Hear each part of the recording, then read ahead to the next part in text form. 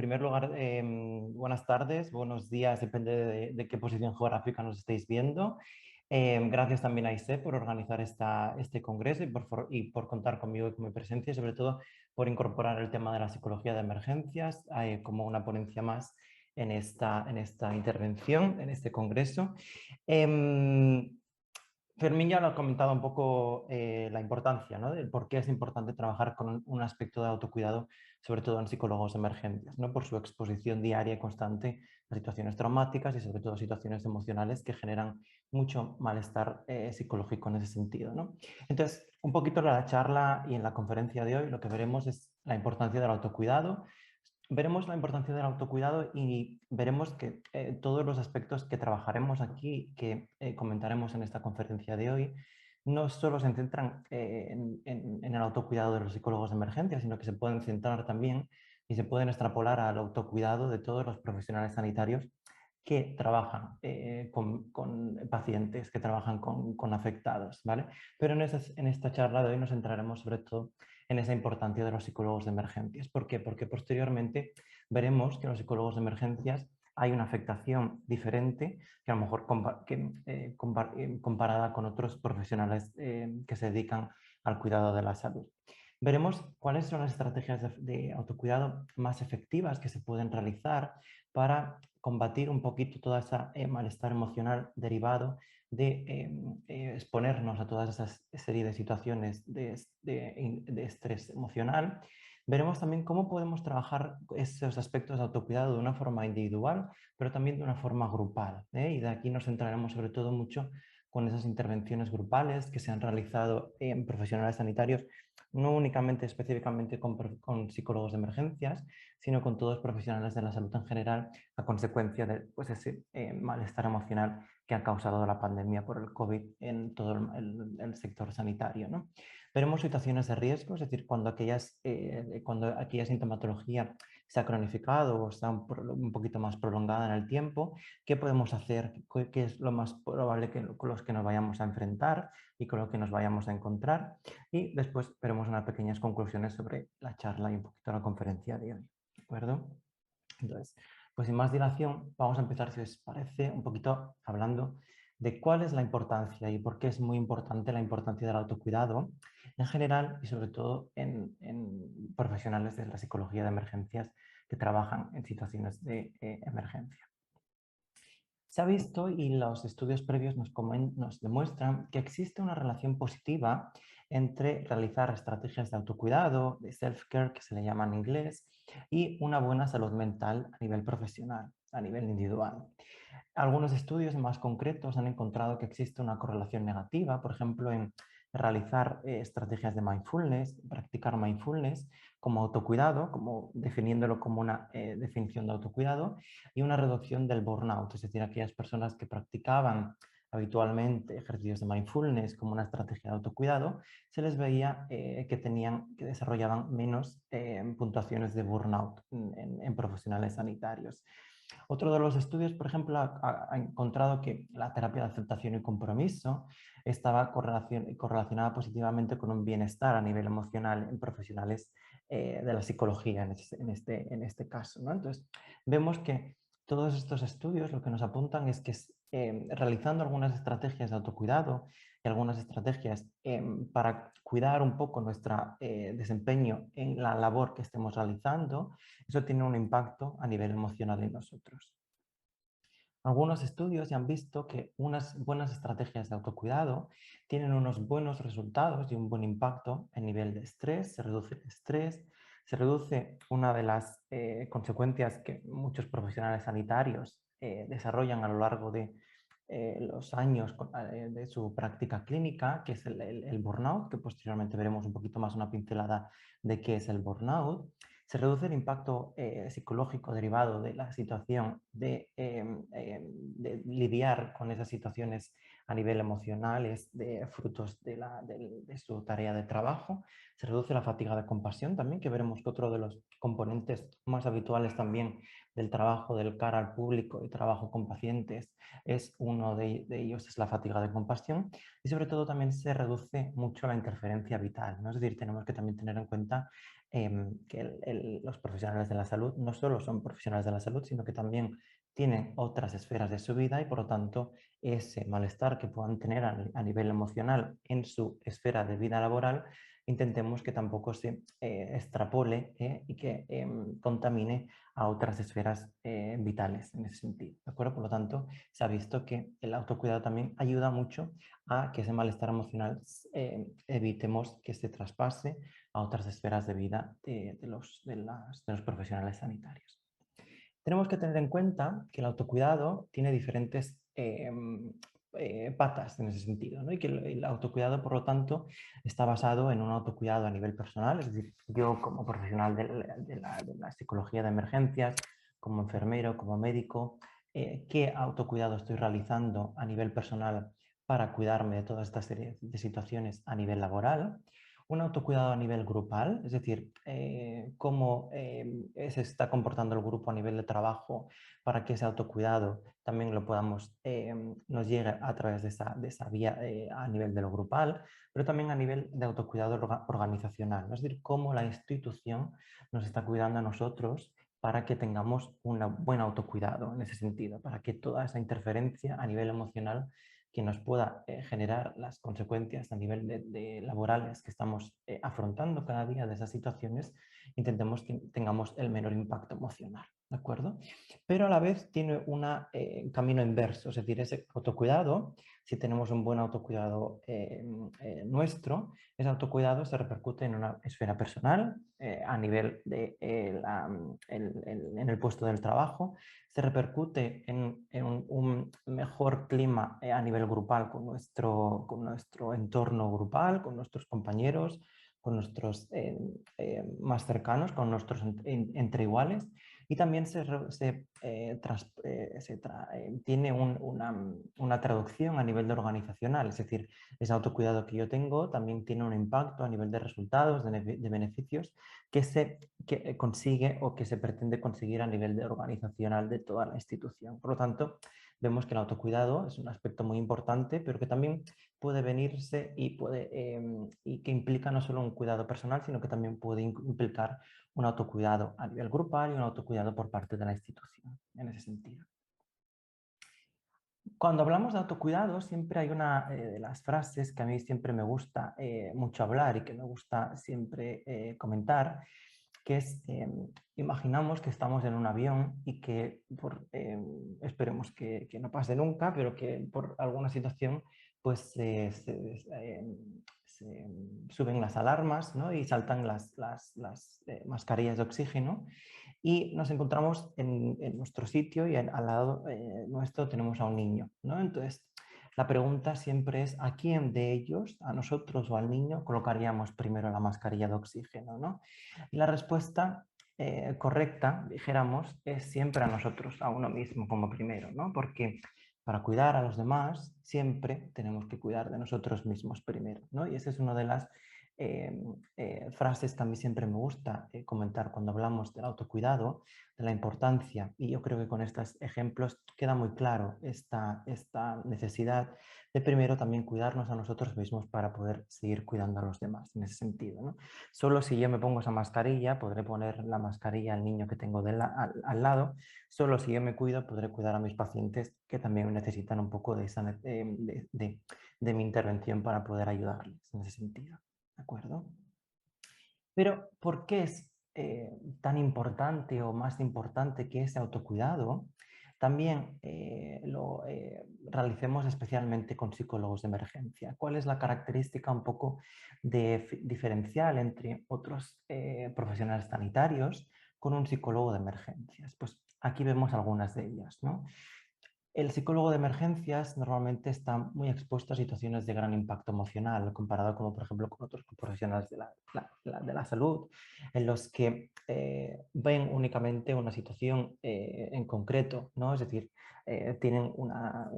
atienden a diferentes motivos de consulta, a diferentes patologías, pero los psicólogos de emergencias siempre atienden a unas situaciones en las que siempre son iguales, con un gran impacto emocional en ese sentido. Los psicólogos de emergencias siempre tienen una exposición frecuente. Los psicólogos de emergencias únicamente trabajamos con situaciones de gran impacto emocional, con situaciones de reacciones de estrés agudo y por lo tanto siempre nos encontramos a estas situaciones frecuentemente, porque además no son situaciones que suelen pasar esporádicamente, sino que, pues desgracia, pues nos encontramos de una forma repetida y bastante frecuente. Suelen ser sobre todo situaciones y exposiciones prolongadas, porque una intervención con psicología de emergencias sabemos cuándo empieza, que es cuando nos llaman para activarnos, pero nunca sabemos cuándo va a acabar.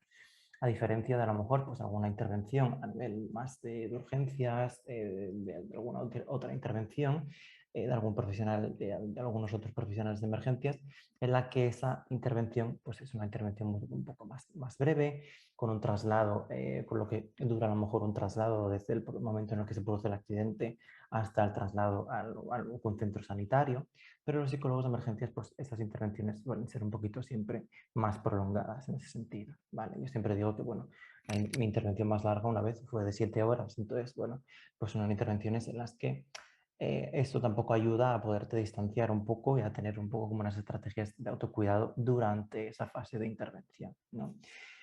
Nos encontramos y sobre todo a exposición a situaciones de identificación personal, ¿no? Es muy fácil que a veces en algunas situaciones, dada su variedad y a la frecuencia de esas exposiciones que nos enfrentamos, hayan elementos de aquellas situaciones de emergencias en las que nos sintamos del todo identificados, del todo parcialmente identificados, porque la edad de la víctima era una edad similar a la nuestra, porque la víctima tenía unas características sociodemográficas o de antecedentes de salud parecidos a algún familiar nuestro cercano o no tan cercano, y por lo tanto son situaciones en las que dejan también un poco más de calado a nivel emocional. Son intervenciones puntuales de las que no suele haber un seguimiento de esas intervenciones y por lo tanto esto juega un favor, un factor importante porque a más intervenciones es más probable que nos quedamos enganchados en algún momento a esa situación, pero también el hecho de no saber cómo va a evolucionar esa persona también nos deja un poco como esa sensación de no saber si le hemos podido ayudar o no, o que si nuestra intervención puntual, que ha sido en un momento dado y sobre todo en esos primeros momentos, le va a ayudar un poco en ese sentido en un futuro, ¿no? Sabemos por los estudios que nos dicen que sí, pero en esos casos concretos y particulares siempre nos queda un poco, a veces nos asaltan un poco esas dudas.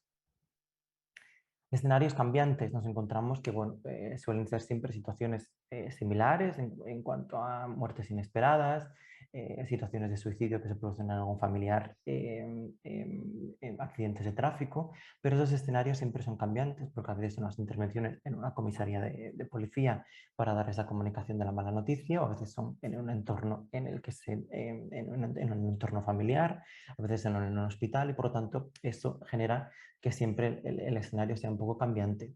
También trabajamos con muchos diferentes intervinientes, con policía, con profesionales sanitarios de los equipos de emergencias, pero que suelen ser muy variados, ¿no? Y que cuando nos vamos a esa serie de situaciones, en las que se producen esa serie de situaciones de emergencias, vamos con diferentes técnicos de emergencias sanitarias que nos llevan en la ambulancia, ¿no? Por lo tanto, eso también nos repercute y nos dificulta a veces construir un poco un escenario y un equipo que siempre sea el mismo en ese sentido. Son servicios inmediatos, de mucho tiempo de preparación, es decir, siempre te llaman y a los 5 minutos, a los 10 minutos ya está la ambulancia viniéndote a buscar para llevarte a la situación in situ y normalmente con la sirena pues sueles llegar en un poco tiempo a ese escenario, por lo tanto hay poco tiempo de preparación tuya física y a nivel emocional y mental de la intervención a la que vas a realizar. Una escasa información inicial. Muchas veces cuando nos activan nos dan una serie de informaciones que yo siempre digo que es un poco como el juego del teléfono. Cuando jugábamos en grupo y que uno pasaba una frase al otro y el otro pasaba al otro y hasta el final y siempre esa frase inicial hasta que llega al final siempre difiere, pues muchas veces nos lo encontramos esto en emergencias, ¿no? Porque nos dan una serie de información, pero hasta que hemos llegado a este lugar, entre medio han pasado muchas cosas, porque la emergencia evoluciona muy rápido, que por lo tanto han podido ser positivas o negativas hacia la intervención que tengamos que dar en ese sentido, ¿no? Muchas veces son intervenciones que nos exigen mucho por parte de otros intervinientes y que tenemos muchas demandas a nivel de usuarios, ¿no? Que son intervenciones en las que cuando acudimos pues nos encontramos que hay muchos usuarios y que a veces pues tenemos que hacer una serie de triaje, de priorización en ese sentido de cuáles son los usuarios que vamos a atender primero y cuáles son los usuarios que los que vamos a dejar un poquito más rezagados para hacer una intervención más tardía en ese sentido. Son intervenciones en las que tenemos que tener claro un poco cuáles son nuestros objetivos y limitaciones y por lo tanto son intervenciones en las que vamos a poder trabajar un poquito con ese dolor, pero no le vamos a poder quitar y aliviar el dolor a todos esos usuarios y por lo tanto son situaciones que tenemos que tener en cuenta. Son situaciones en las que trabajamos con emociones, no curamos heridas físicas, que a veces es más fácil poner un betadine y una gasa, pero trabajo con emociones implica a veces mucho más nivel de exposición, a nivel de empatía y por lo tanto siempre a veces pues no solo se quedan en nuestra piel, sino que a veces impregnan un poco y llegan un poquito más a nuestro interior.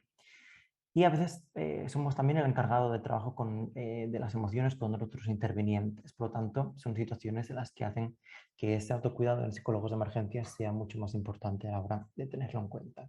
También tenemos que tener en cuenta que la literatura previa nos indica que los psicólogos, en general, no solo los psicólogos de emergencia, pero también sería bueno ver un poco la comparación entre psicólogos general y los psicólogos de emergencia, tienden siempre un poco a ignorar ese autocuidado a nivel personal, a nivel profesional, ¿no? Entonces, son aspectos que siempre tenemos que tener en cuenta a la hora de proporcionar ese autocuidado y el por qué ese autocuidado es mucho más importante en estos psicólogos de emergencia. Los signos de alarma, ese impacto a nivel emocional, siempre va a variar un poco en función de diferentes factores, ¿no? Sobre todo el tipo de emergencia, ¿no? Si es una emergencia, una IMV, un incidente de múltiples víctimas, pues siempre se dará un poco una emergencia con mucho más impacto emocional, ¿vale? La duración de la misma, cuanto más duración sea la emergencia, mucho más riesgo de exposición nosotros a esa emergencia a nivel emocional, por lo tanto más riesgo de que esas emociones y que ese malestar de las otras personas nos lo incorporemos también hacia nosotros, ¿no? La experiencia del interviniente, es decir, como psicólogos de emergencias, ¿cuál es nuestra experiencia en ese sentido? Si tenemos mucha experiencia, si tenemos poca experiencia en ese sentido, son unos factores que también pueden influenciar a la hora de ese impacto emocional que vayamos a tener del fruto de enfrentarnos a esta serie de situaciones. Factores de identificación personales, es decir, contra más factores de identificación personales haya en esa emergencia, mucho más riesgo voy a tener yo de que salir de esa emergencia con un poco de afectación a nivel emocional, ¿no? Es lo que comentábamos antes. Contra más similitud haya, por ejemplo, con la edad de las víctimas hacia mí mismo o hacia algunos familiares, o algunas características de las víctimas hacia mí mismo o hacia los familiares, pues más riesgo de quedarme atascado, de quedarme un poco como impactado de esa situación, ¿vale? Momento vital del interviniente, ¿de acuerdo? Entonces, aquí es muy importante también tener en cuenta en qué momento vital estamos nosotros. Sobre todo, si hemos perdido algún familiar o algún ser querido o alguna mascota en las últimas horas, de las últimas semanas, quizás tenemos que hacer un poco un alto en el camino o delegar alguna serie de situaciones en las que a lo mejor ese impacto emocional, pues reducir un poco ese impacto emocional que nos pueda enfrentar, el hecho de enfrentar serie de situaciones, ¿no? Por ejemplo, pues en el equipo pues hay siempre algunas personas que, por ejemplo, en las intervenciones en las que tienen que haber menores implicados, en los que han habido alguna muerte de algún menor implicado, pues hay personas del equipo que les cuesta un poco más realizarlas, entonces pues siempre intentamos un poco pues tener un poco eso en cuenta a la hora de rotar y siempre preservar un poco ese autocuidado a nivel del equipo, ¿no? Y también va muy ligado con el tema de las pérdidas integradas, ¿no? Es decir, lo que comentábamos un poco en qué momento vital se encuentra el interviniente. Si yo hace recientemente he tenido alguna pérdida de algún familiar, algún ser querido, a lo mejor necesito un tiempo para digerir un poco esa pérdida antes de enfrentarme a situaciones similares en las que tenga que trabajar con personas que hayan perdido también a otros seres queridos, ¿no? Porque a lo mejor no sé distanciarme a nivel emocional y por lo tanto hay más riesgo de que yo tenga un impacto emocional fruto de exponerme a esa serie de situaciones. ¿De acuerdo? Entonces, ¿qué podemos hacer a la hora de nosotros trabajar un poco con ese autocuidado para reducir ese impacto emocional fruto de lidiar y de enfrentarnos a esa serie de situaciones que nos generan gran impacto emocional? Veremos sobre todo que las estrategias que podemos realizar a nivel de autocuidado se centran en 3 momentos temporales de la emergencia: en el pre-emergencia, en el durante la emergencia, es decir, en nuestra intervención como psicólogos de emergencia, pero también en el post, es decir, cuando nos retiramos de esa emergencia, ¿qué podemos hacer? ¿Qué estrategias han sido útiles y que nos ayudan a la hora de manejar toda esta serie de situaciones emocionales que nos han podido generar a la hora de enfrentarnos a esta serie de situaciones? Por ejemplo, una de las series de ejemplos y y de circunstancias que podemos realizar en el pre siempre nos encontramos que es un pre más demorado en el tiempo o un pre más cercano a la emergencia, es decir, un pre más inminente a la emergencia, ¿no? En un pre más alejado en el tiempo, lo que nos encontramos es que sobre todo es muy importante tener conocimiento sobre el ámbito de actuación, ¿no? Y ahí es muy importante que los psicólogos de emergencias y los profesionales sanitarios en general tengan buenos conocimientos relacionados con el tema, ¿no? Por ejemplo, con la pandemia, pues fruto de esa falta de personal, a veces se contrató a profesionales de la salud, médicos, enfermeros, que estaban acabando su carrera, que no tenían a lo mejor la especialización realizada, pero que se les necesitaba. Eso es muy importante, pero también es muy importante también hacer un acompañamiento de esas personas, porque a lo mejor no tienen esos conocimientos del todo adecuados para lidiar con esa serie de situaciones y por lo tanto eso también puede repercutir en su eficacia y a nivel de autocuidado emocional, ¿de acuerdo? Por lo tanto, aquí es muy importante también y que cada vez más, pues más instituciones como por ejemplo ISEP apuestan más por una formación y desarrollan formaciones de psicología de emergencias, porque es muy importante capacitar a los psicólogos de conocimientos de psicología de emergencias para que ese trabajo lo puedan realizar con unos amplios conocimientos y con unas amplias garantías. También es importante identificar situaciones más habituales, ¿no? Es decir, en qué situaciones habituales van a ser las más frecuentes que nos vayamos a exponer. Muertes súbitas, accidentes de tráfico, situaciones de suicidio, manejo de situaciones de suicidio in situ, para tener unos conocimientos específicos sobre estas situaciones que nos ayuden a manejar esas situaciones en específicas. La práctica, la participación, aquí pues es muy importante sacar un poco de esas experiencias y adquirirlas de ámbitos previos, como por ejemplo los bomberos, ¿no? Esa serie de simulacros y de policía que realizan esa serie de ejercicios, pues es muy importante de vez en cuando realizarlos también a nivel de psicología de emergencias para poco a poco ir automatizando un poco qué tenemos que realizar ante esta serie de situaciones en concreto. El team building es muy importante, ¿no? Construir un poco como un ambiente de equipo, una buena cohesión a nivel de equipo, porque eso será muy importante a la hora de ser un factor de protección ante situaciones de estrés que vayamos a poder vivir, de estas situaciones de emergencia en las que nos vayamos a exponer.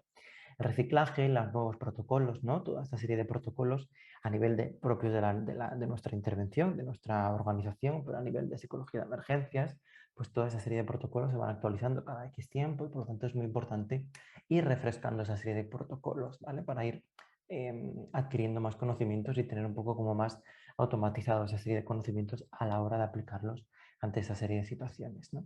Sobre todo también es muy importante identificar señales de estrés, ¿no? Es decir, que nosotros en un pre-emergencia tengamos claro cuáles son esas estrategias y tengamos claro cuáles son esas señales de estrés para poder identificarlas y sobre todo poder manejarlas con técnicas de manejo de estrés, ¿de acuerdo?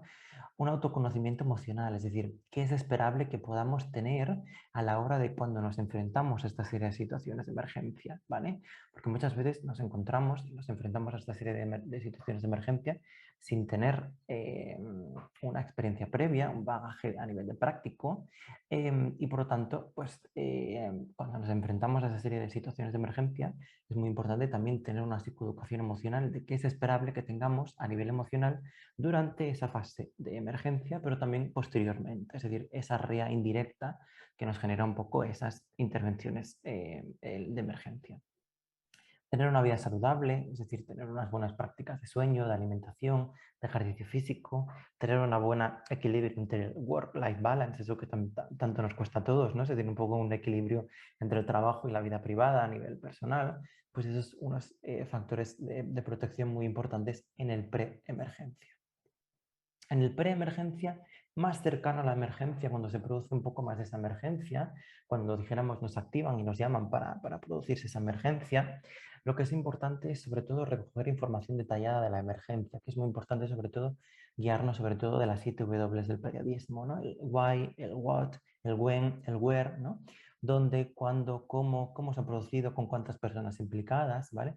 Para irnos nosotros un poco haciendo un poco una idea de qué escenario nos vamos a encontrar. Es muy importante también tenerlo en cuenta de que ese escenario no va a ser el escenario definitivo, porque lo que comentábamos antes, cuando nos encontramos y trabajamos con emergencias, es un poco un juego del teléfono. Nos dan un poco la información al principio, pero luego cuando llegamos a ese escenario, esa información, esa situación ha podido cambiar entre medio, ¿de acuerdo? Entonces, cuando llegamos allí, nos encontramos con una situación un poco similar o diferente a la que nos han dado al principio. Sobre todo es muy importante recordar intervenciones pasadas positivas y cómo las hemos gestionado. Sabemos que uno de los mejores motores para un cambio a nivel comportamental es el self-efficacy, ¿no? Es decir, la eficacia mía personal de que esa situación la voy a poder lidiar con éxito. Por lo tanto, es muy importante que cuando vayamos a esa serie de situaciones recordemos situaciones pasadas previas en las que ha sido un éxito, que hemos podido sobrellevarlas con éxito para tener un poco ese margen de self-efficacy nosotros en ese sentido. Sobre todo aplicar algún ritual de entrada. Y eso es muy importante que cada uno tenga un ritual de entrada diferente o propio. Y eso, el ritual de entrada, un poco con los ejemplos que veremos aquí, nos pueden dar un poco como un ejemplo y unas ideas de cómo lo podemos desarrollar, pero es muy importante que en la práctica cada uno vaya viendo un poco por ensayo y error cuál es su ritual de entrada que le pueda servir más, ¿no? Por ejemplo, uno de los rituales de entrada que a mí me gusta realizar siempre es la parte de llevar el uniforme, que eso es muy importante. Cuando nos pongamos el uniforme, sintamos que cuando nos pongamos el uniforme hacemos un poco como una escisión entre el Sergio o el profesional de el Sergio persona a ese Sergio o a ese profesional de emergencia, porque este uniforme lo que nos permite es protegernos a nivel emocional, ¿de acuerdo? Entonces es muy importante que cuando nos pongamos ese uniforme siempre tengamos un poco eso en cuenta, de que cuando nos quitamos nuestra ropa personal dejamos de lado a la persona habitual que somos y nos centramos en ese profesional de emergencia, porque eso también será muy importante a la inversa, cuando nos quitamos ese uniforme, ¿de acuerdo? Entonces, también es muy importante siempre cubrir esas necesidades básicas, ir al baño, asearnos y sobre todo llevar comida, ¿vale? Porque nunca, siempre sabemos cuándo empieza la intervención, que es cuando nos llaman, pero nunca cuándo acaba, ¿vale? Yo siempre me acuerdo de una intervención de 7 horas y que gracias a Dios que llevaba galletas en la mochila, porque si no, ni yo ni los técnicos que me acompañaban no hubiéramos comido, porque duró 7 horas. Entonces, gracias a esas galletas nos salvó un poco de no tener una bajada de azúcar. Sobre todo también el trabajo de expectativas, ¿de acuerdo? Es muy importante que como psicólogos de emergencias sepamos cuáles son los objetivos que vayamos a tener, pero que son objetivos que vayamos a poder conseguir y alcanzar. Eh, tener cuáles son nuestras expectativas y cuáles son esas limitaciones que a nivel de la situación por la que se ha producido la emergencia o por las circunstancias de nuestro trabajo, pues no vamos a poder eh, eh, abarcar a más en ese sentido, ¿de acuerdo? Es muy importante y a veces también muchos de los psicólogos lo realizamos que antes de que se produce cuando nos activan o de camino a esa activación, a esa emergencia, repasamos a veces pequeñas notas que nos hemos hecho respecto a pequeños protocolos, en concreto pues a lo mejor de un protocolo de agresiones sexuales, el protocolo de intervenciones de suicidio en curso o también notas a nivel personal, de motivación personal, ¿no? Pues oye, pues en alguna otra experiencia previa ha sido positiva, por lo tanto, en esta también será positiva en ese sentido. Frases que nos ayuden un poco y nos den esa motivación para encarar un poco esa situación en la que nos vamos a enfrentar. Durante, es decir, cuando llegamos a esta situación de emergencia, ¿qué podemos hacer? Primero de todo, construcción del equipo de intervención. Es decir, como comentábamos antes, cuando nos enfrentamos a situaciones de emergencias, muchas veces vamos con equipos de intervención muy diferentes. Yo rara vez he coincidido con técnicos de emergencias que hayan sido los mismos en todas las intervenciones de emergencias que hemos ido, ¿no? Entonces, siempre es muy importante que cuando vayamos de camino a la intervención, podamos ir construyendo un poco un ambiente de equipo, ¿vale? Es decir, sobre todo presentarnos, darnos a conocer, conocernos un poco y hacer un poco como una construcción de team building, ¿vale? Porque serán ellos las personas que más cercanas tengamos hacia nosotros, ¿de acuerdo? Para si necesitamos en algún momento ayuda de ellos y sobre todo también construir un poco cuáles son los límites de esa intervención, ¿no? Es decir, cuál es el límite del que le entra al técnico de emergencias, en los casos en los que las instituciones en las que trabajéis así lo sean, o también con otras limitaciones con otros profesionales de emergencia, ¿no? Pues con enfermeros, con médicos, etcétera, y cuál es el papel más del psicólogo de emergencias. Tener claves cuáles son nuestros objetivos, cuáles son las expectativas a nivel y de limitaciones de la intervención. Fijarse sobre todo en aquellos aspectos que se pueden hacer, ¿vale? Y tener claro cuáles son aquellas limitaciones en las que, por las circunstancias de la emergencia, por la situación en la que nos encontramos, pues no vamos a poder abarcar del todo en esa serie de situación. Y sobre todo, cuando llegamos a la situación, antes de empezar a trabajar con los usuarios y afectados, dirigirnos a algún responsable de la emergencia para solicitar información a nuestra llegada de cuál ha sido la emergencia y cómo ha transcurrido un poco la situación a nivel de información también de los afectados, cómo han transcurrido desde que nos han activado hasta el momento en el que hemos llegado. Una de las estrategias también que nos puede servir mucho es el hecho de la mirada cognitiva, que le llamamos, ¿no? Es decir, sobre todo es en situaciones en las que estamos trabajando con afectados, en las que no estamos en una distancia muy cercana, porque entonces se nota un poco más, pero en una distancia un poco más media. Si somos situaciones en las que creemos que nos está generando un gran impacto emocional, lo que se puede hacer también es mirar a los ojos, mirar en el entrecejo, aquí lo que llamamos el entrecejo, para evitar ese contacto visual con los ojos, porque a veces contactando con los ojos es cuando entramos más en esas emociones y se contagian un poco más esas emociones con las personas, ¿no? Eso lo podéis comprobar en una distancia media, que si miramos al entrecejo a la otra persona tampoco lo nota mucho que no le estamos mirando a los ojos y nos sirve a nosotros también un poco de distanciamiento a nivel emocional. Sobre todo es muy importante no contagiarnos con la prisa de los demás. Muchas veces los otros intervinientes tienen mucha prisa y tienen mucha necesidad de que esa intervención de emergencias transcurra y acabe rápido. Nosotros no tenemos ninguna prisa, trabajamos con emociones, por lo tanto no es poner un betadine y una gasa y para su casa, sino que requiere un poquito más de un tiempo y por lo tanto tenemos que tener un poco de psicoeducación y hacer pedagogía a otros intervinientes de que si tienen prisa, que se tomen una valeriana o alguna pastilla, esos intervinientes, pero que nosotros ahora nos toca a nosotros hacer nuestro trabajo, por lo tanto también necesitamos de nuestro tiempo para poder realizarlo con suma eficacia en ese sentido. Priorizar las demandas, hacer un triaje psicológico de aquí, cuáles son aquellos usuarios que voy a intervenir primero y cuáles son aquellos usuarios de los que voy a dejar un poco más rezagados en el tiempo, que les voy a dar una intervención, pero que a lo mejor no necesitan una intervención tan urgente como por ejemplo otros usuarios. Solicitar refuerzos si la ocasión no lo necesita, es decir, si en aquellas situaciones en las que nos vemos muy apurados o porque la situación de emergencia se prolonga mucho en el tiempo, siempre solicitar refuerzos, ¿vale? Es decir, relevos o refuerzos en función un poco de cómo se está produciendo esa emergencia. No dar respuestas rápidas, ¿vale? También tenemos que dar mucho tiempo para reflexionar, tenemos que tener en cuenta que muchas veces nos activan en unas situaciones en las que no nos encontramos en unas condiciones psicofisiológicas del todo adecuadas, ¿no? Muchas veces nos activan mientras estamos durmiendo y a veces hasta que llegamos a la intervención no estamos del todo despiertos como para poder afrontar y lidiar esa serie de situación con la más eficacia en ese sentido, ¿no? Por lo tanto, a veces también necesitamos un poco distanciarnos temporalmente durante unos minutos, recomponernos y sobre todo también a veces tomar un poco de aire fresco para pensar, ¿vale? En aquellas intervenciones y cómo vamos a realizar esa serie de intervenciones, pero no caer en esa prisa y en esas intervenciones rápidas. Sobre todo también tener en cuenta que su dolor no es el nuestro, ¿de acuerdo? Y por lo tanto también mantener la importancia de los descansos en la medida de lo posible que la intervención lo pueda dar en ese sentido, ¿de acuerdo? ¿Qué podemos hacer en el post? Es decir, cuando la emergencia se ha acabado, ¿vale?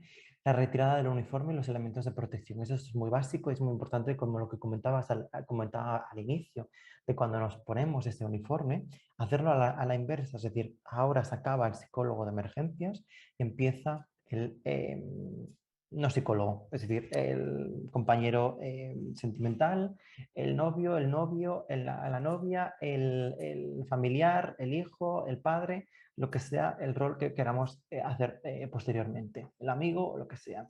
Aplicación del plan de salida, ¿vale? Es decir, sobre todo aquí tener en cuenta cuál es el plan de salida de cada uno a nivel personal, ¿no? Pues mucha gente, por ejemplo, lo que le sirve a mí, por ejemplo, cuando llego a casa es poner el uniforme, en hacer una montaña y meterlo en la lavadora. A pesar de que no ponga la lavadora en ese momento, pero meterlo en la lavadora y en ese sentido es como el uniforme lo meto en la lavadora y por lo tanto me olvido durante unos días de ese uniforme, de esa prenda en ese sentido, de ese uniforme, ¿no? La práctica de ejercicios de desactivación, la práctica del ejercicio físico, involucrarse en proyectos de vida, es decir, tener un proyecto de vida que nos satisfaga a nivel personal, de aquellas actividades a nivel personal que nosotros estemos realizando que nos puedan beneficiar, ¿no? Es decir, si yo sé que después de la emergencia pues, voy a ir a una clase de spinning, de yoga, estoy involucrado en un proyecto de acción social, pues todas esas situaciones me van a ayudar mucho a distanciarme un poco de estas situaciones y cambiar un poco ese foco de esas intervenciones de emergencia. Sobre todo tener en cuenta y realizar planes a corto plazo, ¿vale? Es decir, fuera del ámbito laboral, si se puede, con otros compañeros que no sean a nivel de ese entorno laboral, para no mezclarnos a nivel laboral, aunque a veces sí que es importante tener un poco como ese contacto a nivel laboral, por lo que veremos un poquito más a continuación, ¿vale? Sobre todo evitar el uso de sustancias, y eso es muy importante, ¿de acuerdo? Porque muchas veces y muchos profesionales de emergencias, no solo psicólogos, sino en general, a veces recurren a ese abuso de sustancias a nivel de alcohol o de otras sustancias para evitar un poco esa anestesia emocional que le producen estas situaciones emocionales, ¿de acuerdo? Y sobre todo es muy importante tener también reconocer esa sintomatología y aceptarla. ¿Por qué? Porque muchas veces cuando vamos a esa serie de situaciones, a mí siempre me gusta decir que son un poco como unas reas indirectas. Es decir, cuando vamos a esas intervenciones a nivel de emergencias, nos encontramos con personas que están con reacciones de estrés agudo y que por lo tanto nosotros como psicólogos de emergencias, como profesionales de emergencias que actuamos, lo que vamos a tener son reas indirectas. Es decir, si yo no he ido, si no hubiera ido a esa serie a esa emergencia, no hubiera tenido ningún impacto emocional probablemente, pero al haber ido genera una serie de impacto emocional. Igual que pasa con la rea de los usuarios y de los afectados, que a medida que vaya pasando un poco el tiempo, esa rea va disminuyendo y ese malestar emocional se va disminuyendo y volvemos un poco a ese estado basal en el que estábamos antes, gracias a esa resiliencia, es también importante tenerlo en cuenta a nivel profesional, ¿de acuerdo? Que esa afectación pues nos puede durar un poco unas horas, unos días, pero que poco a poco, a medida que va pasando un poco, lo esperable es que esa afectación a nivel emocional vaya disminuyendo y volvamos un poco a ese punto basal. Recordar sobre todo situaciones similares, ¿vale? O difíciles superadas anteriormente para tener esa sensación de self-efficacy, es decir, que esas situaciones similares que hemos pasado anteriormente las hemos podido desarrollar y las hemos podido afrontar sin ningún tipo de malestar. La búsqueda del apoyo social, por eso es muy importante a veces también contactar con profesionales de la salud, con compañeros nuestros, porque muchas veces queremos o nos gustaría o nos desahogamos con familiares o con amigos que a veces no nos saben entender del todo bien, ¿no? Y a veces cuando me desahogo con algunos familiares o algunos amigos, siempre una de las cosas que siempre me dicen es, ¿ya te gusta el trabajo que haces? ¿No? Pues a veces esa empatía llega más por parte de compañeros de trabajo que saben y hacen un trabajo similar al tuyo, por lo tanto no nos generan tanta sensación de malestar en ese sentido, ¿no? Sobre todo hablar con compañeros, también con supervisores, ¿no? Es decir, con personas que tienen más experiencia que nosotros y más experiencia clínica, para también compartir un poco cómo nos encontramos y en ese sentido, ¿no?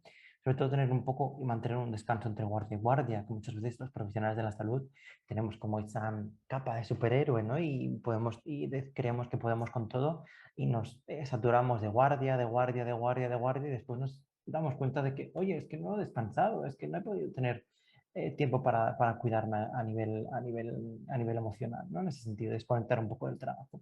Y sobre todo también a veces ha visto un poco esos masajes terapéuticos, ¿no? En ese sentido, con masajes como una práctica a nivel de descomprensión un poco a nivel emocional, en ese sentido, ¿de acuerdo? También es muy importante en el post repasar esa intervención, sobre todo para reforzar aquellos aspectos positivos que se han realizado, porque muchas veces salimos un poco con mal sabor de boca o con un sabor agridulce de esa intervención. Entonces es muy importante repasarla, esa intervención, para reforzar esos aspectos positivos, pero aquellos también aspectos negativos en los que, entenderme, en los que no hayas habido ninguna negligencia, pero que hayan sido aspectos negativos, en los que se pueda, haya un margen de maniobra o un margen de mejora, siempre verlos un poco en clave de aprendizaje, ¿no? Es decir, no nacemos enseñados, sino que también necesitamos un poco un tiempo, un bagaje. Por lo tanto, pues toda esa serie de situaciones en las que creamos que tendríamos que haber actuado de una forma distinta o no como nos gustaría en determinadas situaciones, poder aprender de ellas para de cara a futuras situaciones, ¿no? Sobre todo también observar en qué nos hemos podido quedar anclados, en los que, cuál ha sido un poco la situación en la que nos hemos podido ese malestar emocional llevárnoslo a nosotros, es decir, la víctima era parecida a nosotros, algún familiar nuestro, para poder, en ese sentido, pues poderlo trabajar un poco más en profundidad. ¿De acuerdo? Sobre todo a veces también cuando nos encontramos en este tipo de situaciones, lo que nos encontramos es que nos quedamos anclados hacia algunas imágenes, ¿no? Que llamamos nosotros un poco como imágenes intrusivas, es decir, imágenes que nos aparecen del escenario, de la intervención en la que hemos ido a intervenir y que aparecen sin querer nosotros que aparezcan, ¿no? Un poco como esa bola del desierto, a veces que aparece en las películas, que aparece en la carretera sin esperarla, pues un poco esto, ¿no? Entonces, una de las técnicas que también trabajamos mucho y es muy importante tenerla en cuenta es la técnica de la pantalla del cine, ¿no? El imaginarnos que estamos en un cine, nosotros solos como espectadores en el auditorio, pero que tenemos un mando a distancia y que ese mando tiene diferentes opciones y una de las opciones es que esa imagen nítida que nosotros tenemos de esa emergencia la podemos pasar a blanco y negro. Poco a poco la pasamos a blanco y negro. Lo que hace eso es que la imagen de color, que suele tener un poco más una connotación más emocional, la pasamos a una imagen en blanco y negro que tiene menos, conectamos menos con esas emociones. También podemos jugar un poco con en ese mando imaginario, podemos jugar un poco con la nitidez de la imagen, es decir, jugar un poco como que si en esa imagen que estamos proyectando en esa pantalla de cine, lo que hacemos es cambiar un poco de la nitidez, cambiamos un poco esa imagen a que sea un poco más borrosa, poco a poco, hasta que esa imagen es totalmente, completamente borrosa, ¿vale? Eso es lo que nos ayuda un poco a que cuando aparezca un poco esa imagen, trabajar un poco y cortar con ese malestar emocional que nos produce esa imagen. Después también existen algunas herramientas digitales, como por ejemplo la aplicación PTSD, Post Traumatic Stress Disorder Coach, que es una aplicación desarrollada en Estados Unidos con diferentes recursos para profesionales de emergencias y sobre todo también afectados de situaciones de gran impacto emocional, en las que ejemplos, ¿no? En los que se producen como nos proporcionan como diferentes herramientas y recursos de qué podemos realizar ante una serie de situaciones o ante una serie de sintomatología para regular un poco esa sintomatología que podamos tener fruto y derivado de esas situaciones a nivel emocional. Algunos ejemplos de plan de autocuidado que podemos realizar en ese sentido. Uno de ellos, podemos, pues un poco como lo que hemos comentado anteriormente, es en el el realizar algunas intervenciones profundas antes de empezar la tarea laboral, recordar ponerte el uniforme y los elementos de seguridad, porque eso es muy importante, lo que comentaba, el romper un poco con ese rol tuyo previo a ese rol tuyo de psicólogo de emergencias. Recordar sobre todo alguna experiencia positiva de tu trabajo, recordar algún usuario que te felicitara por la labor, cuál sería tu frase motivacional para encajar un poco ese día, frase o a veces, a mí por ejemplo también me ayuda un poco canciones motivacionales, ¿no? Canciones de las que en algún momento de tu vida pues te han ayudado a superar alguna serie de situaciones o que te han empoderado a superar una serie de situaciones de malestar emocional para poderlas llevar a la práctica, ¿de acuerdo? Y en el durante, sobre todo realizar un uso moderado de estimulantes y cigarrillos. Esto es muy importante a veces en los profesionales de la salud, en los que tendemos a salir fuera a fumar y sobre todo en las que se produce un exceso de consumo de cafeína por esa necesidad de estar siempre alerta y activados, ¿no? Pues eso es muy importante también tenerlo en cuenta para poder trabajar un poco en ello. Recordar realizar descansos cada 2 horas aproximadamente, a unos 5 o 10 minutos de pausa para romper un poco con esa serie de situaciones, si la emergencia lo permite. Y sobre todo, tener también en cuenta un poco como un ejemplo de plan de autocuidado, es que si se produce alguna situación de emergencia en la que nosotros nos sintamos un poco desbordados a nivel emocional, a qué persona del equipo, a qué persona de confianza vamos a poder recurrir para poder tener un poco como un soporte y una ayuda rápida. Por ejemplo, en el post siempre lo que podemos realizar es este pequeño ejercicio de visualización que a veces recomiendo mucho, ¿no? Es decir, tomarse 5 minutos de descanso, realizar algunas respiraciones profundas, el cerrar los ojos poco a poco, el imaginarnos en algún lugar en el que ha sido un lugar que nos ha proporcionado calma, seguridad, y conectar un poco con esas situaciones a nivel ambientales que esa situación nos proporcionaba, y sobre todo con esas sensaciones que esa situación nos proporcionaba, un poco como ese lugar de seguridad, ese lugar seguro que a nosotros nos sirvió en ese sentido, como para evadirnos y tener un poco como esa sensación de seguridad, ¿no? El conectarnos con esa situación durante unos minutos, durante el tiempo necesario, y poco a poco ir volviendo un poco como a esa realidad, a ese presente, en ese sentido. Otra de las cosas que también podemos realizar como un ejemplo de plan de autocuidado en el post es cuáles son tus planes al terminar el trabajo, es decir, comprometernos a realizar una serie de objetivos y de planes, a pesar de que estemos muy cansados a nivel emocional o a nivel físico después de la guardia, pero siempre es importante forzarnos un poco a realizar alguna serie de planes y de objetivos a nivel vitales. ¿Qué te gustaría comer en tu próxima ingesta? ¿Hay tiempo para practicar deporte entre la siguiente guardia? ¿Te comprometes a realizar aunque sea algo de ejercicio físico? Eso es muy importante, el ejercicio físico, y es algo que también como profesionales de emergencia vemos que nos sirve mucho, ¿no? Por ejemplo, siempre he sido una persona no muy activa a nivel de deporte, pero desde que empecé a trabajar en la psicología de emergencias, eh, me di cuenta que necesitaba un poco más esa vía de escape a nivel de deporte, y incrementé mucho la frecuencia de ese uso de deporte, ¿no? Comparado con anteriormente cuando no trabajaba como psicólogo de emergencias.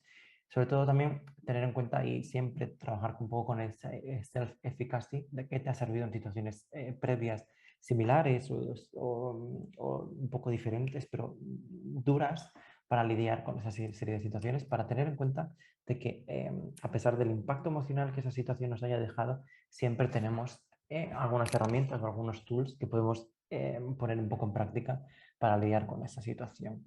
¿A quién llamarías en caso de necesitarlo? Es decir, a alguna persona sobre todo de tu entorno, y si puede ser del trabajo, que te pueda entender mejor, o algún amigo o algún familiar que te pueda entender bien, para llamarle en caso de necesidad, en el que necesites contactar con esa persona de una forma para desahogarte un poco, pues para compartir un poco cómo te estás encontrando a nivel emocional después de esa intervención. Y si tienes algún, por ejemplo, pues algún planeado, algún acontecimiento social, porque tenemos que tener en cuenta que igual que prescribimos ese apoyo social hacia las víctimas involucradas en esos incidentes de gran impacto emocional, también es importante que nosotros también lo tengamos en cuenta, porque ese apoyo social es algo que también a nosotros nos ayudará a lidiar un poco y a manejar y afrontar toda esa serie de emociones de esas situaciones. A nivel del autocuidado, también lo podemos trabajar en un formato grupal, ¿de acuerdo? Y eso es una de las cosas que, por ejemplo, la pandemia por el COVID nos ha dado un aspecto positivo en ese sentido, que se han realizado muchas intervenciones, se han diseñado muchas intervenciones, y sobre todo a nivel grupal. ¿Por qué? Porque tiene una serie de beneficios de las intervenciones a nivel grupal, porque proporciona y refuerza el apoyo social, en las que yo estoy trabajando mi autocuidado a la vez que estoy trabajando con el autocuidado con mis compañeros. Por lo tanto, es una situación en la que yo estoy compartiendo esas situaciones con mis compañeros. Nos ayuda a, a fomentar un poco esa cohesión social con esos compañeros, ese apoyo social con los compañeros, pero también permite el hecho de transmitir esas ideas y dar ideas a otros compañeros respecto a actividades de autocuidado que yo esté haciendo y que me estén sirviendo, pero también incorporar otras ideas a nivel de autocuidado de otros compañeros que también estén realizando, pero que nosotros no hayamos caído a la cuenta de que a lo mejor esas situaciones pues nos puedan servir a nuestro título personal para lidiar con esa serie de situaciones. Y también tenemos que tener en cuenta que hay una serie de otro beneficio a nivel de eficiencia, ¿no? Es decir, es una intervención en las que cuando realizamos esa intervención la podemos realizar con otra serie de personas y por lo tanto con una intervención podemos beneficiar que ese autocuidado se beneficien muchas más personas que si tuviéramos que hacer intervenciones individuales, tareas intervenciones individuales. Lo aconsejable es que esas intervenciones grupales sean entre 6 u 8 personas, que no haya muchas más, porque si no es muy difícil luego trabajar con todas, conducidas por un profesional de la psicología, si puede ser, porque es muy importante que esa self-care, este autocuidado, pues venga por parte de psicólogos y sobre todo que definamos algún aspecto en concreto, ¿no? Es decir, por ejemplo, con aquellas intervenciones en las que se han realizado con profesionales de la emergencia con tema de COVID, pues se les ha proporcionado en trabajar en algún aspecto concreto. Es decir, cómo habéis afrontado, por ejemplo, la primera ola del COVID, ¿no? Es decir, que os ha servido un poco como para afrontar esa ola en concreto. Es decir, hacerlo un poco como un aspecto concreto, es decir, hacerlo lo más específicamente posible. Por ejemplo, una serie de pasos que podemos hacer es qué fue lo que os ayudó en esa serie de situaciones, qué se podría haber mejorado en esa serie de situaciones, las que nos hemos enfrentado en esas situaciones de emergencia, qué podríamos repetir para futuras intervenciones satisfactorias similares, es decir, aquellos learning, aquellas cosas que hemos aprendido como equipo, cuáles han sido y cuáles son las que podríamos repetir para futuras intervenciones similares en ese sentido, ¿no? ¿Qué podemos hacer también para manejar y mantener aprendizajes obtenidos? Es decir, que sobre todo que aquellas conclusiones en las que se llegue a cabo a raíz de la intervención grupal, que no se queden en balde, que no se las lleve el viento, sino que sean cosas que se comprometan los participantes a realizar y a seguir manteniendo a lo largo de las semanas y a lo largo de su práctica clínica para seguir preservando un poco en ese autocuidado. Y sobre todo si hay alguna persona del equipo que se pueda comprometer a ser un poco como el tutor, ¿no? Que sea la persona encargada de velar porque esos objetivos a nivel grupal y a nivel individual que se han llegado a cabo en la intervención se puedan ir extrapolando y se puedan ir realizando en el tiempo, en ese sentido, ¿no? Por ejemplo, uno de los protocolos también que se realizó, el protocolo STEP, que se realizó una de las compañeras nuestras del servicio de emergencias, que la realizaron en el Hospital de Santa Caterina de Girona, para preservar un poco ese autocuidado de los profesionales sanitarios, no solo de psicólogos que trabajaban en el hospital, sino profesionales sanitarios en general. Fue el protocolo STEP, que os dejo aquí la fuente para que podáis tener acceso directo a los protocolos que se realizaron. Se realizaron diferentes protocolos, el 1.0, el 1.5 y el 2.0, en función un poco de cómo iba evolucionando la pandemia, porque ya sabéis que bueno, al principio se nos dijo que era una pandemia por unos días, pero luego fue un poco más larga en el tiempo, entonces eso requirió que las compañeras pues diseñaran diferentes protocolos para poder trabajar un poco con los profesionales de la salud en ese sentido. Una de las pasos de este protocolo era sobre todo la presentación, era el tener en cuenta, pues, estipular un poco cuáles son las normas del grupo, transmitir el reconocimiento, es decir, siempre, muchas veces los profesionales de la salud lo que se encuentran es que están muy faltos ese reconocimiento, ¿no? Es decir, que trabajan, pero nadie se les reconoce un poco esa intervención y esa labor que están realizando. Sobre todo, ayudarles a que se centren en lo positivo, que dejen al lado la queja, porque la queja nunca lleva a nada, ¿no? Y siempre nos mantiene un poco como en esas emociones negativas y por lo tanto hay que ayudarles un poco a dejar esa queja y dar un paso al frente y trabajar un poco otros aspectos, hacer un análisis, es decir, qué estamos haciendo bien, qué tenemos que seguir haciendo, qué podemos mejorar, pero también sacar un poco como aprendizajes, ¿no? Es decir, qué aprendizajes sacamos de esa experiencia como equipo y sobre todo también qué aprendizajes sacamos de esa intervención a nivel grupal que estamos realizando, ¿no? Y acciones claves, es decir, un poco con lo que veíamos antes antes de presentar este protocolo, que es como se acuerdan una serie de soluciones a nivel personal que se compromete una persona a llevar a cabo, y si hay alguna persona del equipo, de la organización, que se comprometa pues, a realizar un poco como una tutorización, una supervisión, para comprobar que esos objetivos que se han marcado a nivel personal y grupal pues se vayan completando a nivel temporal, ¿no? Uno de los protocolos, en concreto creo que era el punto 5 que ellas también diseñaron, diseñaron una serie de modificaciones a ese protocolo inicial en la que se les pedía y se presentaban diferentes carreteras, ¿no? Y podemos presentar pues, alguna de los ejemplos que he presentado en esta diapositiva, pero muchos otros ejemplos de carreteras, y los que se les pedía que a cada profesional sanitario que especificara y que eligiera cuál era la carretera que más representara en ese momento o en algún momento de esa intervención con la pandemia, o en algún momento difícil de esa intervención a nivel de emergencia que hayan desarrollado, que explicaran el porqué, y luego se hacía un cambio de sillas, ¿no? Es decir, que cada profesional se ponía en el lugar del otro compañero y ayudaba un poco a darle consejos al otro profesional de qué le dirías a ese compañero, ¿no? Eso ayudaba mucho a trabajar con el tema de la empatía, ¿de acuerdo? Y también trabajar un poco con esa cohesión a nivel grupal.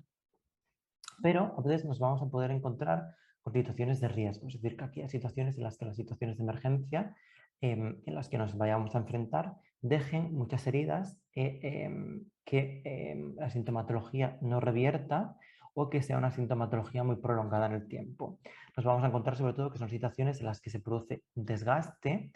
Nos tenemos que imaginar, por ejemplo, alguna escalera de algún edificio antiguo en las que siempre hay como un poco como un desgaste a nivel del peldaño, o una situación por impacto, es decir, que sea una situación en la que, por ejemplo, como un rayo que impacte sobre un árbol y lo partan en dos, ¿no? Es decir, sobre todo pueden haber este dos tipos de situaciones, un poco por desgaste o un poco por un impacto. Nos vamos a poder encontrar con situaciones en las que, por ejemplo, pues nos vayamos a encontrar con la fatiga de compasión, en aquellas situaciones en las que conectamos con una profunda empatía por algún usuario, y tenemos un fuerte deseo de tener esa necesidad de poder aliviarle ese dolor que esa situación le está generando a ese usuario. Suele ser una situación de la fatiga por compasión, suele ser súbita, es decir, no suele ser un poco prolongada en el tiempo, que vaya siendo por un poco como desgaste, sino suele ser un poco como una situación más de impacto. También nos vamos a poder encontrar con, un desgaste por el rol del cuidador, es decir, con un desgaste físico, psicológico y de salud en general, por una labor muy continuada de cuidar a otros usuarios. Pero también nos vamos a encontrar con un burnout, que diferente con la fatiga de compasión con la fatiga de compasión, suele ser una situación mucho más de desgaste, en las que sobre todo también lo que nos vamos a encontrar es una despersonalización, no tanto como una señal a nivel de ansiedad, pero sí como como los autores que desarrollaron el concepto de burnout lo definían un poco más como unos sentimientos negativos hacia las propias tareas y hacia de labor, de labor asistencial, y hacia los demás, lo que hace que el sujeto, el profesional de la salud, tome un poco de distancia emocionalmente de la realidad y del usuario en ese sentido, ¿de acuerdo? Uno de los signos de alarma que nos podemos encontrar y que son signos que nos puedan hacer tener en cuenta de que podamos necesitar y requerir un poco esa ayuda a nivel profesional, pues son una serie de un poco los signos de alarma que presento en esta diapositiva: dificultades a nivel de pensamiento, conflictos sociales, conductas de riesgo como hostilidad, conductas desafiantes, reacciones fisiológicas, afecto negativo y malestar un poco espiritual, ¿no? Es decir, sentirse un poco como cuestionarse el sentido de la vida, cuestionarse el sentido de la continuidad asistencial, etc. Cuando se producen esta serie de sintomatologías, siempre es muy importante tener en cuenta que si nos hemos roto, aceptarlo y sobre todo pedir ayuda, ¿vale? Es muy importante no caer un poco con los resultados que se encontraban en ese estudio que presentaba al inicio, de que los psicólogos tendemos a infravalorar un poco, a olvidar un poco nuestro autocuidado, para tenerlo en cuenta y pedir ayuda cuanto antes posible para evitar esa cronicidad y poder remediar mucho más antes en ese sentido, ¿de acuerdo? También es muy importante que cuando se produzcan estas situaciones en las que pidamos ayuda, sobre todo también trabajar mucho con ese trabajo de autoeficacia profesional, ¿no? No es nada malo parar a veces y yo, por ejemplo, no me sabe mal decirlo, sino que, pues oye, durante toda la pandemia, con toda esa serie de situaciones, de casos que teníamos en cola, pues hubo una serie de situaciones en las que ya llevaba muchos meses en esas situaciones. Se produjo un pico bastante grande de actividad asistencial en las que teníamos 200 y pico usuarios en cola para atender.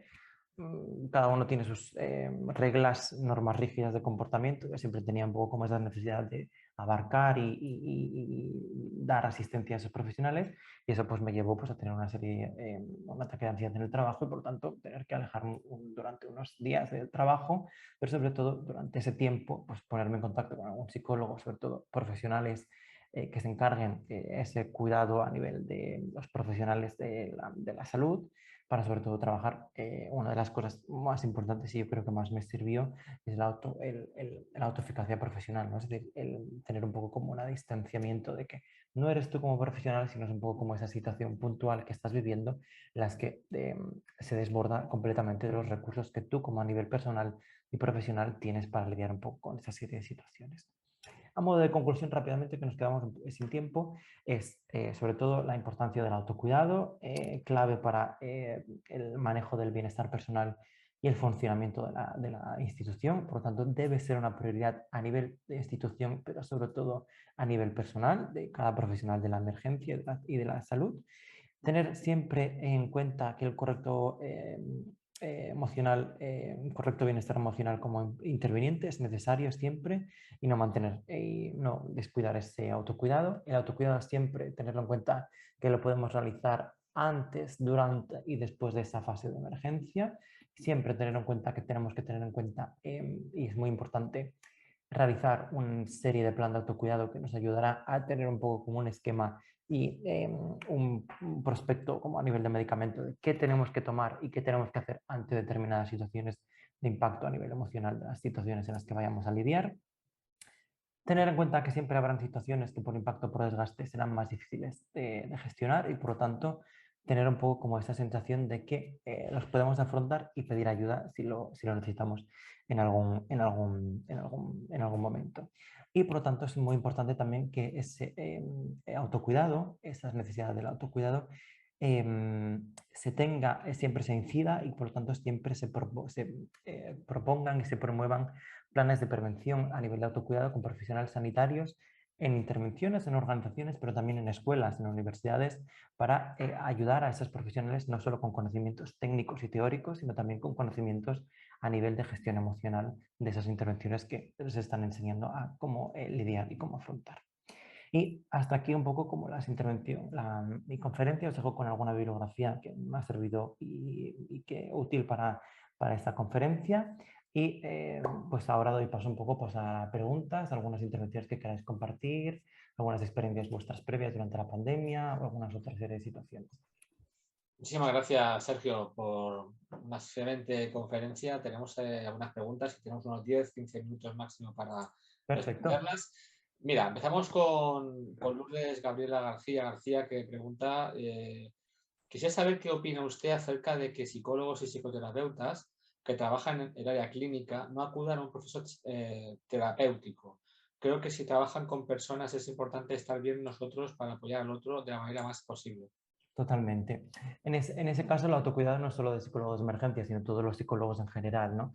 Y eso es muy importante también tenerlo en cuenta, porque primero hay que curar un poco nuestras pequeñas heridas a nivel emocional para poder ayudar a los demás, ¿no? Yo siempre digo que a mí una de las experiencias más importantes que me ha generado un poco mi vida, esa ha sido de tener ansiedad, ¿no? Porque la ansiedad me ha permitido acudir a un psicólogo y el psicólogo ha sido lo que más me ha ayudado un poco como a lidiar un poco con esa serie de situaciones en las que yo, en mi práctica clínica también, como psicólogo clínico, para poder ayudar a los demás, ¿no? Y yo creo que es una de las cosas muy, muy importantes y también es muy importante también tener en cuenta cuáles nuestros momentos vitales, ¿no? Es decir, aquellas personas en las que como psicólogos pues vayamos a intervenir con procesos de duelo, etcétera, pues a lo mejor en aquellos momentos en los que tengamos que trabajar con pacientes que estén también en un proceso de duelo, pues saber derivarlos o saber un poco distanciarnos en ese sentido. Muchas gracias, Sergio. Otra pregunta de Omar Zamora es la siguiente. Pregunta si el síndrome de burnout y la fatiga por compasión se dan con frecuencia en los psicólogos de emergencia. En caso de darse, supongo que sí, ¿qué estrategias recomienda para tratar de evitarlas? Ujú. Mira, me he encontrado pocos estudios que hayan evaluado si existe o cuál es la prevalencia del síndrome de fatiga por compasión y del burnout. Creo que es un gap, un agujero a nivel científico que se tiene que cubrir, pero es importante también tener en cuenta que los psicólogos de emergencias existen muy pocos, muy pocos ambientes de salud en ese sentido, ¿no? Y por lo tanto, es muy importante que se pueda promover esos estudios a nivel de prevalencia del burnout y de la fatiga por compasión, sobre todo también con psicólogos de emergencia. Aspectos que podemos realizar para mejorar un poco esas síndrome de la fatiga por compasión y del burnout, un poco los que hemos visto en las diapositivas, en el pre, en el durante y en el post, pero sobre todo también intervenciones grupales en ese sentido para que también ayudar un poco como a cómo manejarlo. Pero sobre todo también teniendo en cuenta en el burnout también hay muchos estudios, no con psicólogos de emergencia, sino con profesionales de la salud en general, que han visto que el burnout, no se sabe muy bien en qué proporción, pero en el burnout hay un aspecto importante a nivel individual como profesional de la emergencia sanitario, pero también un porcentaje también muy importante a nivel de la organización, de la institución en la que estamos trabajando y qué prácticas o qué situaciones de esas intervenciones de esa organización nos están ayudando un poco como a lidiar con esa labor asistencial. Por lo tanto, son aspectos muy importantes a tenerlos en cuenta de cara también a diseñar futuras intervenciones en ese sentido. Hay más estudios en concreto que diseñan más intervenciones en concreto para trabajar el burnout, pero un poco a grandes rasgos eran un poco como las situaciones en las que hemos visto en esas diapositivas, en el pre, en el durante y en el post. Muchas gracias, Sergio. Pregunta Roxana y Moulas, ¿de qué síntomas determinan que ya no puedes prestar ayuda como psicólogo de emergencias y que realmente tú necesitas pedir ayuda? Ujú. Son un poco los síntomas que he presentado en esta diapositiva, ¿de acuerdo? Y sobre todo los que podemos identificar más, o el signo en el que podemos identificar más, es cuando se genera una gran interferencia. Es decir, que toda esta serie de malestar emocional que acarreamos, que muchas veces lo llevamos en la espalda y muchas veces es invisible y que no somos conscientes del todo, genera una interferencia a la hora de desarrollar nuestra práctica asistencial habitual o que genera mucha interferencia en alguna de nuestras esferas vitales, nuestra esfera familiar, nuestra esfera sentimental con nuestro novio, novia, marido, mujer o lo que sea. Muy bien. Ahora vamos a Honduras. Ivette Rivera pregunta que quiere saber su opinión acerca de la técnica del diffusing para el autocuidado. Ujú. Con la técnica del diffusing existe un poco como polémica porque hay algunos estudios de los que comentan que sí, es eficaz, pero en algunos estudios de los que se encuentran que esa técnica no es del todo eficaz. Hay algunos estudios, existe un poco como esa polémica que todavía no, pues sería muy importante algunos estudios de revisión sistemático, sobre todo de metaanálisis, para ver el tamaño del efecto de esas intervenciones, si son eficaces del todo o no. Pero hay algunos estudios en los que comentan que esas intervenciones no han sido del todo eficaces porque se han producido con situaciones en las que los grupos eran no del todo homogéneos, en las que eran con grupos de gran tamaño y por lo tanto pues esas variables puedan ser un poco como que influyan en la eficacia de esas técnicas. Pero todavía no hay una serie de conclusiones del todo claras respecto a esta serie de situaciones. Hay algunas empresas y algunas instituciones que todavía las siguen llevando a la práctica, ¿de acuerdo? Hay algunas otras que las han dejado ya un poco en desuso, pero que sí que incorporan un poco algunos elementos de esas técnicas de debriefing y de fusing para trabajar un poco como en esas intervenciones post-emergencia con los intervenientes. Muchísimas gracias. Otra pregunta de Lesbi Aldana. Dice, en contexto de emergencia, por ejemplo, movilizaciones masivas por desplazamiento forzado, ¿cómo enfocarnos en el autocuidado para continuar ayudando a los demás?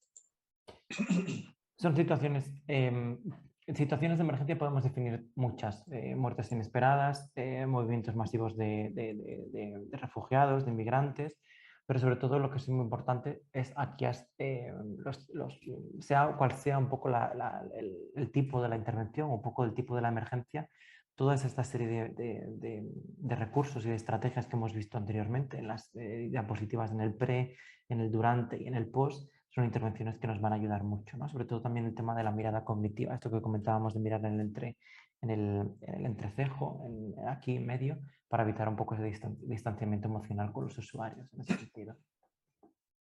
Muy bien, gracias. Una pregunta de Silvia Lima, Guatemala, dice, perdón, como parte del autocuidado de los intervinientes, ¿qué otras acciones se pueden brindar cuando ya no hay nadie más que apoye solo los únicos intervinientes? En caso de Guatemala tenemos bomberos forestales y son muy pocos, ya que se encuentran muy cansados por su trabajo y pocos lo que hacen en la intervención. Y se han tenido pérdidas muy seguidas de su personal. ¿Qué hacen en estos casos? Aquí sería muy importante realizar intervenciones con estas personas, ¿vale? Para sobre todo manejar un poco qué están realizando a nivel de autocuidado. Son situaciones en las que son menos recursos a nivel de efectivos, por lo tanto es mucho más frecuente que tengan que lidiar con esa serie de situaciones. Por tanto, sería muy importante realizar intervenciones a nivel preventivo y sobre todo ya no tanto preventivo con esa serie de usuarios, para ver un poco cómo están afrontando esa serie de situaciones y sobre todo esas pérdidas. Esas pérdidas, no sé si se comentan un poco por pérdidas que han sido bajas a nivel laborales o pérdidas a nivel de fruto de esas intervenciones en las que se haya muerto algún compañero. Eso siempre será muy importante también lidiar, sobre todo si se han producido muertes en servicio, lidiar un poco en hacer intervenciones de duelo a nivel grupales para fomentar un poco y ayudar un poco a ese proceso de duelo a nivel del equipo, ¿no? Ahí es muy importante también el autocuidado a nivel grupal en ese sentido. Muy bien, pues bueno, hay muchísimas felicitaciones, Sergio, excelente información, muchas gracias. Mónica Alejandra, Silvia Lima, también excelente ponencia. Juan Carlos, felicidades, gracias, excelente ponencia. Rosani, mil gracias, muy clara la ponencia. Marta Inés, desde Colombia, desde Venezuela, desde Guatemala, desde Miami también nos escriben. Wow. Ven que es un congreso totalmente internacional. La última intervención de Marta Linet también, así es nuestra responsabilidad del autocuidado como profesionales. Y bueno, ya últimas gracias, ¿no? Gracias, Sergio. Ha sido una ponencia de lo más interesante, mucha información, muchas herramientas para poder autoaplicar. Y nada, solo agradecer, como siempre, tu generosidad con la información, con tus conocimientos y nada, seguiremos, si quieres, colaborando. Perfecto, muchísimas gracias a todos. Espero que, bueno, que esta intervención también haya servido mucho para los asistentes tener en cuenta esa importancia del autocuidado y que se saquen un poco como una serie de conclusiones y que nos impliquemos un poco todos en ese autocuidado. Y nada, es un placer siempre colaborar con vosotros, o sea que abierto también a futuras colaboraciones y mucha suerte también con las próximas intervenciones a los próximos ponentes con el Congreso. ¿Quieres estar al día de todo lo que ocurre en ISEP? Síguenos en las redes sociales y no te pierdas nada. Actualidad, entrevistas con expertos, masterclasses, sesiones clínicas, vida estudiantil, eventos y mucho más. Podrás encontrarnos en Facebook, Twitter, LinkedIn, Instagram y YouTube. Además, ahora podrás convertirte en el protagonista de nuestros perfiles sociales. ¿Cómo? Muy sencillo. Cuéntanos cómo está siendo tu experiencia en ISEP. muéstranos cómo es tu día a día o comparte las fotos de tus mejores momentos. Acuérdate de etiquetarnos o de usar el hashtag ExperienciaISEP. Así podremos compartir el contenido con el resto. Recuerda, juntos hacemos ISEP.